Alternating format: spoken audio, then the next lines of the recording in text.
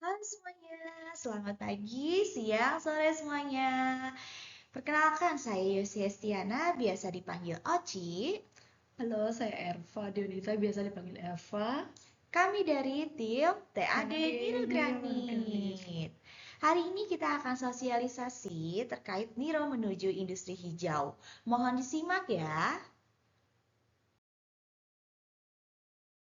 Sebelum dimulai, saya ingin terlebih dahulu menanyakan, ada nggak sih Kak perbedaan cuaca dulu dan sekarang? Manakah menurut Kakak yang lebih ekstrim? Yang lebih ekstrim itu pasti ada perubahan ya, Ci ya. Apalagi yang sekarang ya, lebih ekstrim banget ya. Nggak bisa diprediksi nih, ya Oke, kan? betul sekali. Semua pasti menjawab sekarang, terlebih daripada dahulu ya Kak. Betul. Kita bisa masih dapat memprediksi kalau dulu kapan musim penghujan, kapan musim Si kemarau. kemarau. Nah, hal ini biasanya dapat memberi keuntungan banyak kepada para petani dalam mengatur jadwal dalam penanaman benih hingga panen. Nah, dalam upaya ekosistem agar kelak anak cucu kita tetap bisa merasakan apa yang kita rasakan, pemerintah Indonesia membentuk suatu badan yang wajib melakukan pemeriksaan terhadap seluruh industri yang ada di Indonesia. Badan instansi ini biasa disebut dengan industri Industri hijau. hijau. Nah, pada bulan Oktober yang akan mendatang, Niro mendapatkan kesempatan untuk diaudit secara langsung oleh Kementerian Perindustrian. Untuk itulah alasan kami untuk Bapak Ibu semua kesediaannya untuk mengikuti sosialisasi online ini.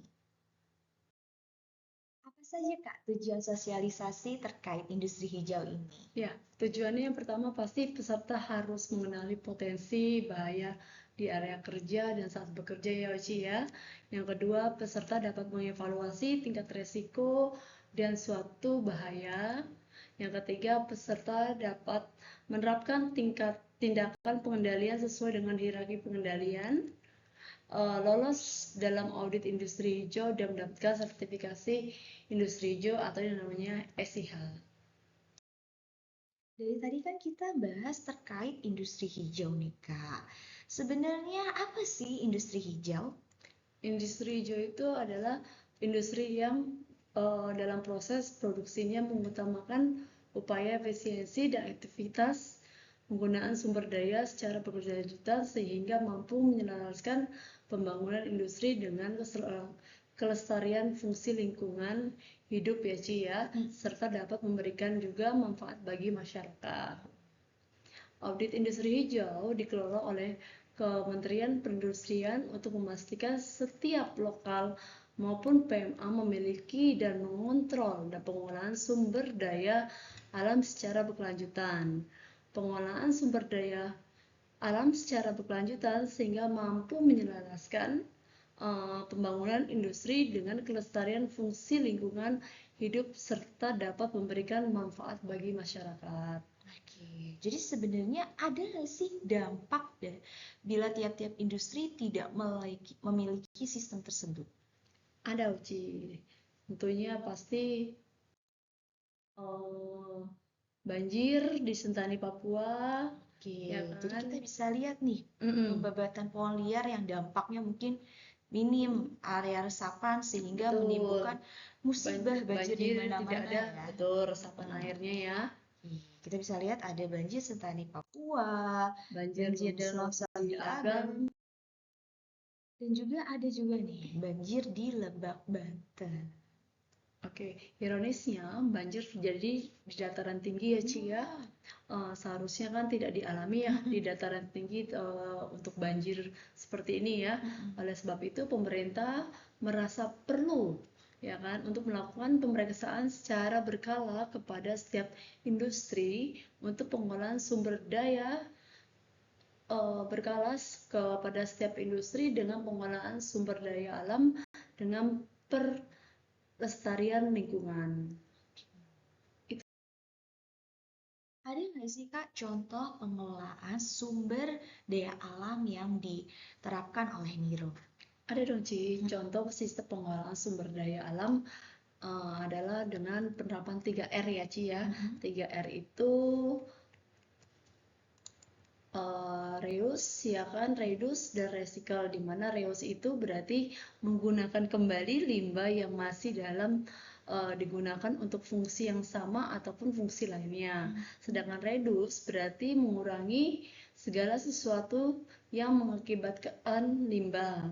Sedangkan recycle berarti mengolah kembali atau mendaur ulang kembali limbah menjadi barang atau produk baru yang bermanfaat. Oke, jadi sebetulnya penerapan 3R ini bukanlah hal baru ya untuk Mira ya. Betul. Namun kali ini seluruh karyawan wajib mengetahui dan menerapkan sebagai bentuk dukungan terhadap upaya penerapan industri hijau oleh perusahaan. Agar kelak perusahaan kita bisa tetap beroperasi seperti saat ini ya, Kak. Betul. Kemudian apa sih Kak yang dimaksud dengan sampah atau limbah? Karena dari tadi kita bahas ada kata-kata limbah. Betul. Oke, limbah adalah sisa suatu usaha dan atau kegiatan ya Ci ya, dari semua sisa kegiatan dari proses kerja yang dilakukan oleh tim produksi, staf dan tim sales disebut adalah limbah. Sebelum kita masuk kepada sumber daya alam apa saja yang harus kita kelola, kita kenali dulu nih perbedaan dua aspek yang diatur dalam ISO 14001. Oke, yang pertama adalah aspek lingkungan, di mana limbah yang dihasilkan dari rangkaian aktivitas kegiatan produksi maupun kegiatan pendukungnya. Contohnya adalah limbah slay ya, Ci ya, di mana limbah tersebut yang dihasilkan dari proses produksi, sedangkan limbah oli adalah limbah yang dihasilkan dari proses kegiatan pendukungnya. Yang kedua apa nih Kak aspeknya? Yang kedua adalah aspek dampaknya, akibat yang timbul dari rangkaian aktivitas tersebut. Sebelum masuk lebih dalam mengenai sistem pengolahan sumber daya alam, kita akan terlebih dahulu nih mempelajari hierarki pengendalian. Nah, sebenarnya hierarki pengendalian ini tuh apa sih, Kak? Hierarki pengendalian adalah tingkatan atau tahapan dasar pengendalian dan pengurangan dampak yang dapat ditimbulkan oleh peralatan dan pekerjaan yang bertujuan untuk menghilangkan atau menekan resiko sampai ke tingkat yang dapat diterima, dapat ditoleransi saat menggunakan peralatan atau melaksanakan suatu pekerjaan, Aci. Oke, bisa diberikan contoh, Kak? Ya, contohnya yang pertama misalkan terkait upaya kita minimalisasikan debu, ya kan, Ci? Nah, menurut Aci itu bisa nggak kalau di sini? Wah, susah sih, Kak, itu. Nah, itu. Pengendalian pertama adalah coba ambil langkah eliminasi, singkirkan atau dihilangkan ya. Memungkinkan debu dihilangkan dari industri keramik, rasanya itu tidak mungkin ya, benar ya Ci ya? Karena setiap hari kita memproduksi powder sebagai bahan baku yang artinya debu tidak dapat dieliminasi ya. Mari kita coba pakai pengendalian kedua substitusi. Caranya, alternatifnya atau penggantinya rasanya juga tidak mungkin ya Ci ya. Betul. Kita ganti bahan baku kita ke bentuk pasta ya. Karena yang terlalu basah. Lengkap ketiga adalah pengendalian area yang berdebu ya atau dust collector. Pada tiap-tiap area berdebu mengisap debu yang keluar dari jalur conveyor dan menjadi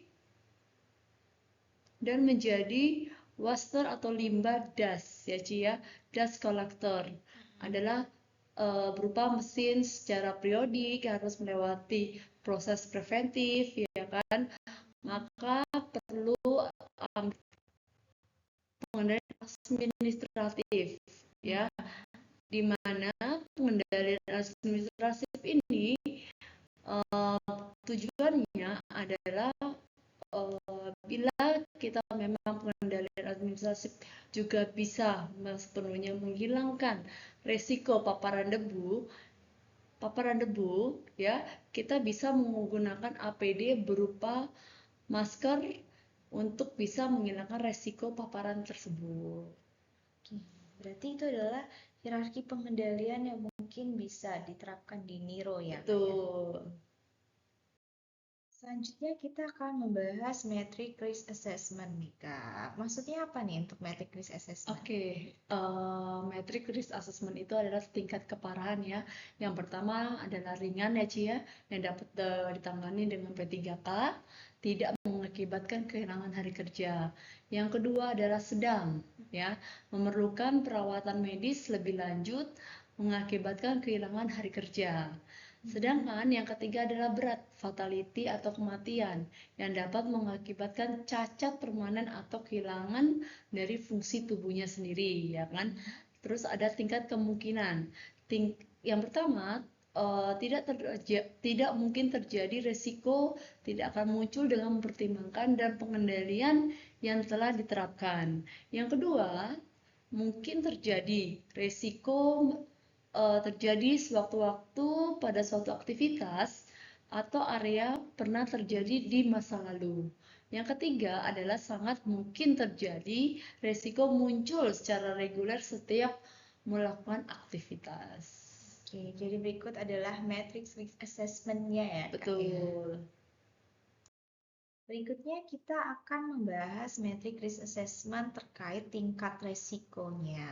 Mungkin bisa tolong dijelaskan, Kak, bagaimana cara tingkat resiko dalam metric risk assessment ini? Ya, metric risk assessment itu harus dimiliki oleh setiap departemen ya Ci ya, karena tingkat risiko suatu pekerjaan menentukan dari 1 sampai 2 itu kecil, resiko dapat diterima, tidak diperlukan pengendalian tambahan. 3, 4 sedang, resiko dapat diterima jika diperlukan pengambilan tindakan pengendalian tambahan.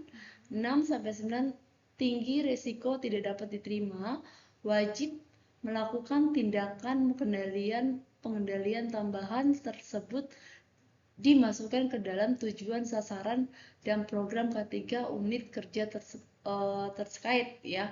Jadi mungkin dari setiap departemen harus membuat risk assessment ini sendiri. Jadi tingkat paparannya, misalkan bahaya atau tidaknya dia ada di hijau, dari hijau misalkan oh dia kecil nih ya kan, dari kecil berarti dia hanya poinnya 2 ya kan. Tuh. Jadi tergantung tingkat resikonya ini kategorinya apa sih? Apakah dia kecil, ataukah dia sedang, ataupun tinggi? Misalkan contohnya kita kayak menaikkan TKWT nih ya kan, pasti harus menggunakan APD nih. Nah, tingkat resikonya kalau kita nggak menggunakan APD, bagaimana nih jika dia menaikkan atau dia sedang melakukan pekerjaan di bangunan tertinggi. Nah, itu resikonya kok pasti tinggi dong. Nah, jadi tingkat resikonya ada di 6 atau 9, tergantung tingkat matriks dari masing-masing departemen.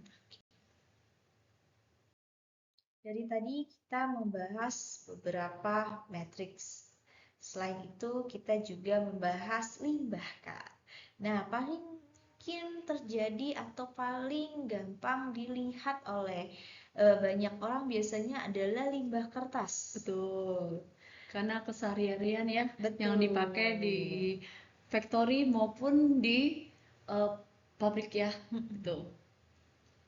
Oke, kebutuhan di negara kita secara nasional berjumlah 5,6 juta lembar per tahun ya Ci ya.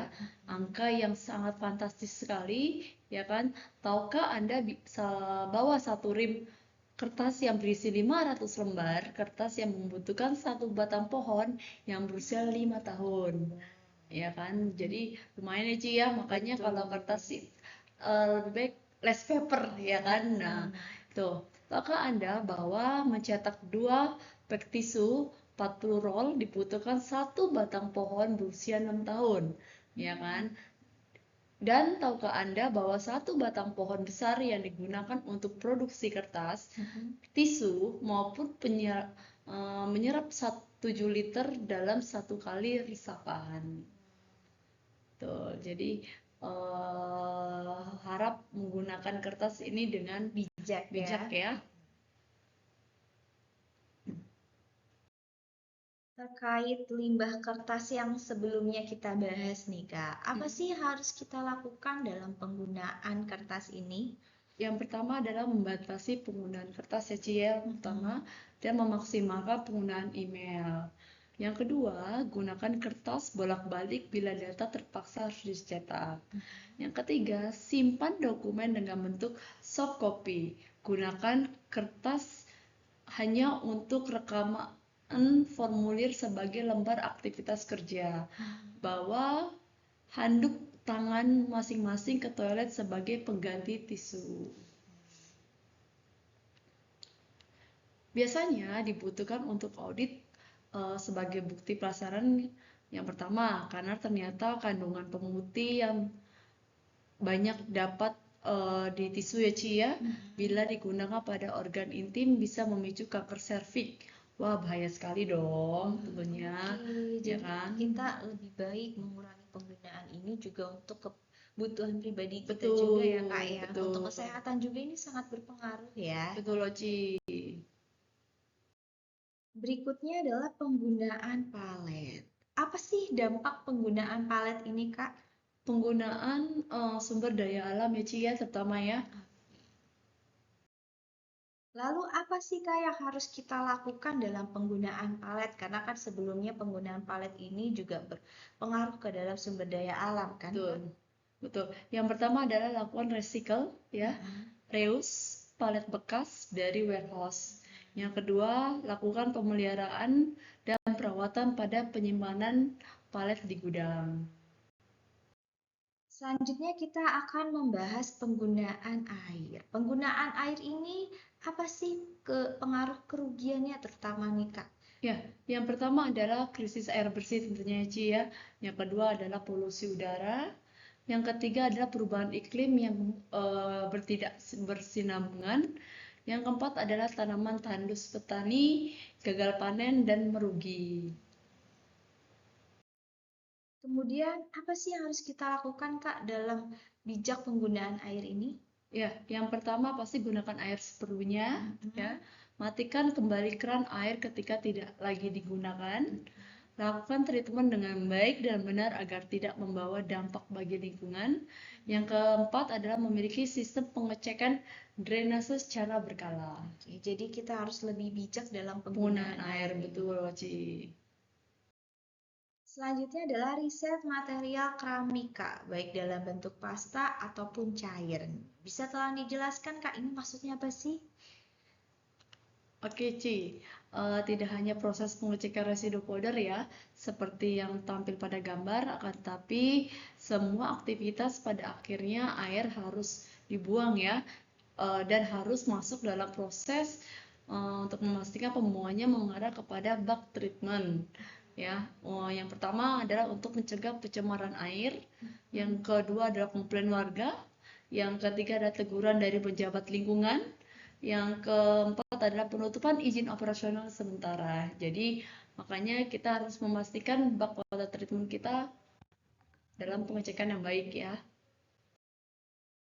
Lalu apa sih yang harus kita lakukan, Kak? Ya, yang harus dilakukan adalah menyalurkan limbah cair ke saluran water treatment. Yang kedua, rutin melakukan treatment water pada bak kontrol. Yang ketiga adalah melakukan treatment water dengan baik dan benar. Ya, karena untuk mencegah komplain dari lingkungan sekitar merupakan tantangan terbesar ya, Ci, ya. Mulai dari demonstrasi hingga tidak ada dari pihak kementerian untuk tidak dibutuhkan konsistensinya dengan kegiatan treatment water yang apabila tidak dilakukan akan berdampak juga pada operasional perusahaan. Lihat kembali prosedur kerja dalam proses water treatment. Selanjutnya adalah penggunaan listrik. Adakah sih dampak dalam penggunaan listrik, Kak? Ya, dampaknya yang pertama sumber energi listrik akan cepat habis ya, Ci. Yang kedua ada pemborosan akibat pembayaran tagihan listrik besar. Yang ketiga adalah emisi yang dihasilkan semakin banyak dan bisa pemanasan global. Lalu apa yang harus kita lakukan dalam penggunaan listrik, Kak? Ya, yang pertama tidak membawa perangkat elektronik pribadi ya selain handphone. yang membutuhkan tenaga listrik di lingkungan kantor seperti hair dryer ya kan. Terus satu lagi itu rice cooker ya kan. Nah, hindari melakukan charging elektronik dengan melebihi kapasitas. Matikan PC atau lampu bila saat istirahat jam pulang kerja. Memiliki sistem pengontrolan tiap-tiap barang elektronik. Jadi kita mengontrol penggunaan lampu bisa menghemat tagihan listrik hingga 60%. Selanjutnya adalah penggunaan gas nih, Kak. Adakah dampak dalam penggunaan gas ini? Pasti adanya dampaknya Cia, menghasilkan emisi yang banyak, polusi udara dan pemanasan global.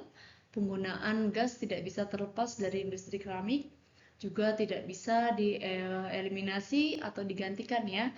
Namun karena penggunaan gas kita banyak dan mahal, kita bisa gunakan kembali loh limbahnya untuk proses pemanasan atau pengeringan di proses lainnya. Nah, ini disebut juga pengendalian teknik. Oke, ini tadi berpengaruh ke materi kita yang sebelumnya ya, Kak ya? Betul. Lalu apa yang harus kita lakukan dalam penggunaan gas ini, Kak? Ya, yang pertama pasti pengukuran emisi secara rutin oleh HSE, memanfaatkan uap panas yang dihasilkan untuk proses lain, misalkan untuk proses drying. Berikutnya kita akan membahas penggunaan raw material nih, Kak. Ada nggak dampak dari penggunaan raw material ini, Kak? Pasti ada dong dampaknya Cia, pengurangan sumber daya alam, terhirup dan mengganggu pernapasan. Tahukah Anda kalau material yang kita gunakan berasal dari alam yang lambat laun akan habis ya. Selain itu, bila terhirup juga bisa mengganggu sistem pernapasan kita. Terbukti sakit yang banyak dialami oleh karyawan kita, khususnya Departemen Produksi adalah ISPA, infeksi saluran pernapasan. Lalu apa yang harus kita lakukan, Kak? Ya, yang harus dilakukan adalah recycle scrap base body, ya, scrap powder, fine powder, scrap green tile dan dry tile ya, Ci ya. Yang kedua, membuang reject tile sesuai dengan tempatnya yang disediakan. Hindari mengkontaminasi dengan sampah jenis lainnya. Bila Anda melihat tong berisi slip lumpur, maka jagalah agar tidak terkontaminasi karena limbah scrap ini bisa direus untuk mau digunakan kembali. Selanjutnya kita akan membahas debu partikel, Kak. Adakah dampak dari debu partikel ini? Ya, pasti lingkungannya kotor, pencemaran udara, partikel debu terhirup dan mengganggu pernapasan ya.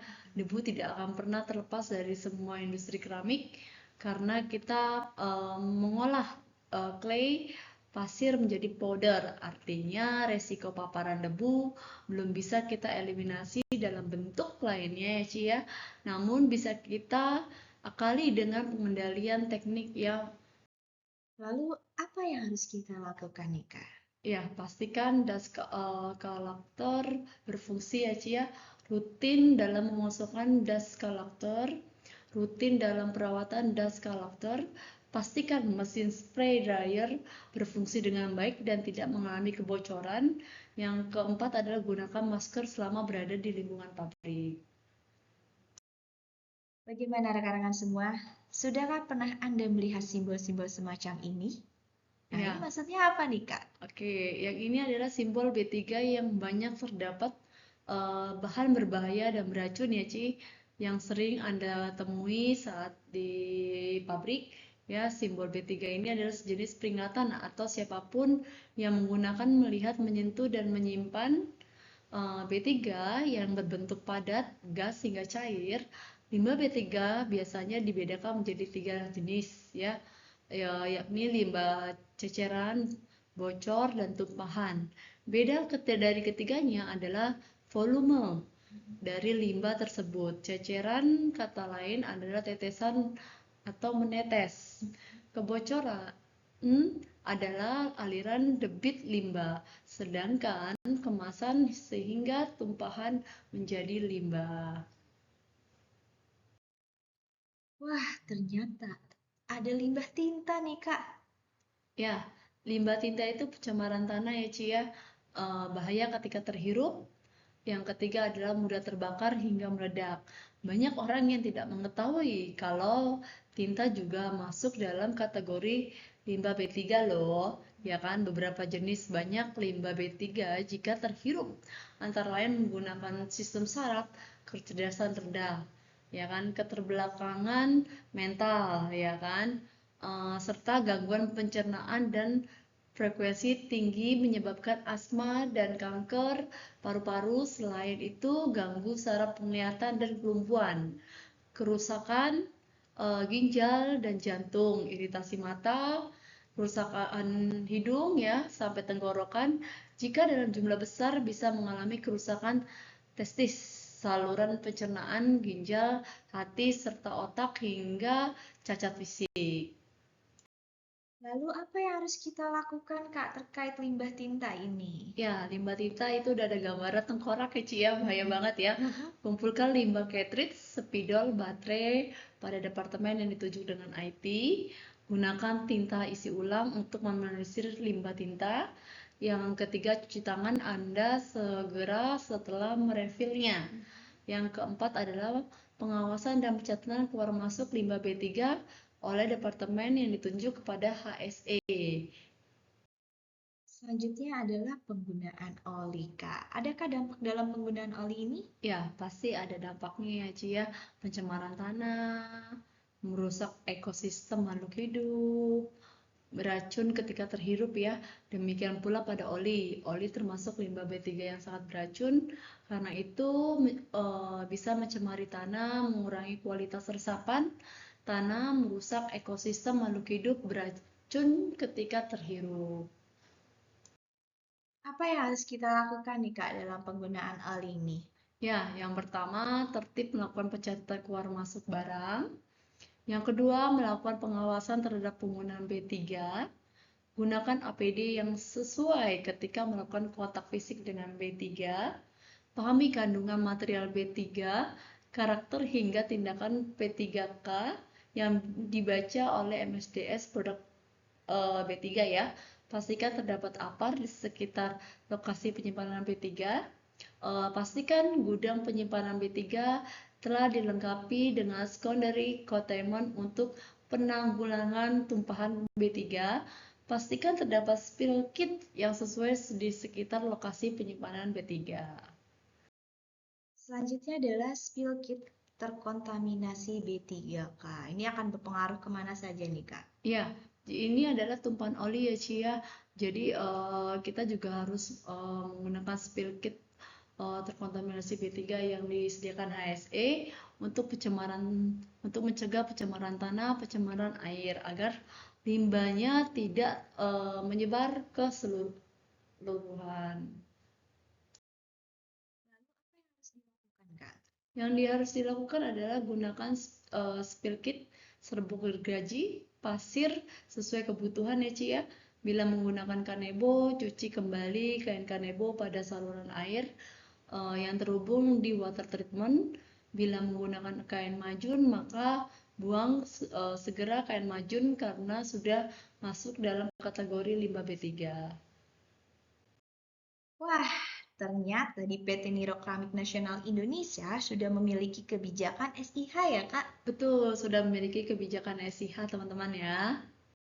Apa, Kak, kebijakannya nih, standar industri hijau di PT Niro Keramik Nasional Oke, Indonesia? kebijakan standar industri hijau di PT Niro Keramik Nasional Indonesia yang pertama adalah PT Niro Keramik Nasional Indonesia berkomitmen mewujudkan visi dan misi perusahaan secara konsisten melakukan penerapan standar industri hijau dengan perencanaan yang strategis serta program-program kerja yang berkelanjutan sesuai dengan perundangan yang berlaku.